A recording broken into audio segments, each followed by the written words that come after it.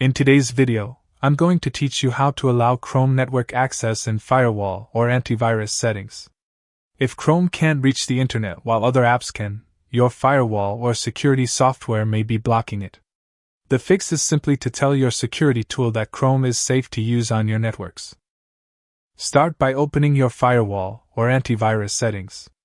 On many Windows setups, that might be the built-in security panel, while other computers use a third-party antivirus dashboard. Wherever your firewall lives, open its main settings so you can manage which apps are allowed online. Next, look for the area that controls app permissions. It's often called Allow an App, App Control, Allowed Apps, Exceptions, or Program Control. This is the place where your security tool keeps a list of programs that are permitted to access the network. Once you're there, locate Google Chrome in the list. If editing is locked, look for a button that lets you make changes, then enable Chrome. Make sure it's allowed on both private and public networks. Private typically covers your home or work Wi-Fi, while public applies to places like cafes and airports. Enabling both ensures Chrome won't get blocked when you move between different networks. If you don't see Chrome listed, you'll need to add it manually. Choose the option to add or browse for an app, then navigate to the Chrome program file. The default location is usually c:\program files /google/chrome /application / and the file you want is chrome.exe.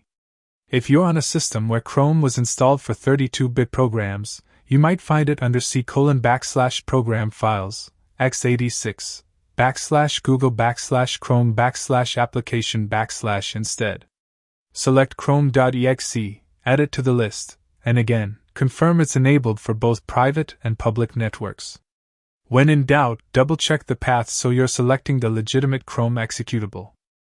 Some security tools may show multiple entries for Chrome, such as different versions or auto-update components. It's okay to keep the main Chrome entry allowed and aligned with both network types. Also, keep an eye out for any separate toggles for inbound and outbound connections. Most users only need the standard allow setting, and the defaults usually work well. When you're done, save or apply your changes and close the settings. That's all it takes. By ensuring Chrome is allowed in your firewall or antivirus for both private and public networks, you prevent unnecessary blocks and keep browsing seamless across different connections.